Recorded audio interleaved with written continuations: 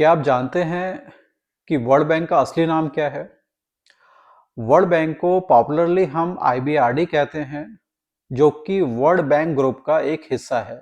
World bank group में 5 financial institution आती हैं, जिसमें आईबीआरडी है, आईडीए है, आईएमएफ है और एमआईजीए है और आईसीएस आईडी है। तो ये 5 जो इंस्टीट्यूशंस हैं, ये वर्ल्ड बैंक ग्रुप में आती हैं और वर्ल्ड बैंक को पॉपुलरली हम आईबीआरडी कहते हैं। IBRD stands for International Bank for Reconstruction and Development। Europe world war second के बाद तबाह हो गया था, उसको फिर से रिकंस्ट्रक्ट और डेवलप करने के लिए इसकी स्थापना हुई थी 1944 में और 1946 से इसने काम करना शुरू कर दिया था। और जो वर्ल्ड बैंक है लॉन्ग टर्म लोन प्रोवाइड करता है, विथ इंटरेस्ट लोन प्रोवाइड करता है, साथ में फाइनेंशियल असिस्टेंट प्रोवाइड करता है डेवलपिंग कंट्रीज को, लीस्ट डेवलपिंग कंट्रीज को, सो दैट वो ग्रो कर सकें। साथ में ये लोन इंफ्रास्ट्रक्चर ग्रोथ के लिए दिया जाता है, सस्टेनेबल डेवलपमेंट के लिए दिया जाता है, एजुकेशन के लिए दिया जाता है, इन्वायरमेंट के लिए दिया जाता है और टेक्नोलॉजी ग्रोथ के लिए दिया जाता है। हैरानी की बात यह है, भारत जैसे ऐसे कई देश थे जो ना तो वर्ल्ड वॉर सेकेंड में हिस्सा लिया ना तबाह हुए। लोन उन्होंने तब भी लिया था और लोन वो आज भी ले रहे हैं।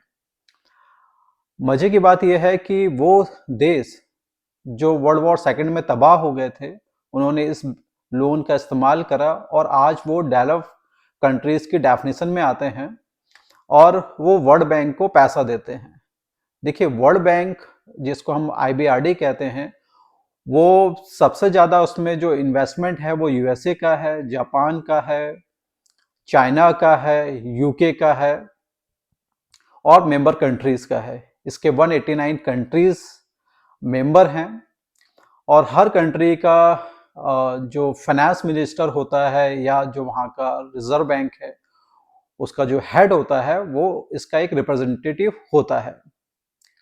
और जो इसके वर्तमान अध्यक्ष हैं वो अजय बग्गा हैं, जो यूएस से हैं और इसने बहुत इंपॉर्टेंट रोल प्ले करा है पूरी दुनिया से पॉवर्टी को एरेडिकेट करने के लिए और जो कंट्रीज हैं उनकी ग्रोथ के लिए।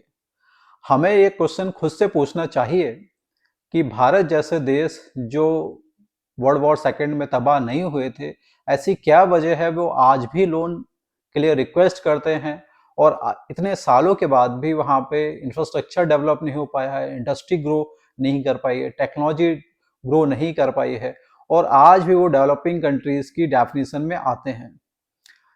इस बारे में आप थोड़ा सोचिए और अपने जो आपके लीडर्स हैं, जो फाइनेंशियल एडवाइजर्स हैं, उनसे बात करिए और ऐसे इंटरेस्टिंग सब्जेक्ट्स पे जानने के लिए मेरे यूट्यूब चैनल को सब्सक्राइब करें और इसको देखते रहिए। Thank you so much.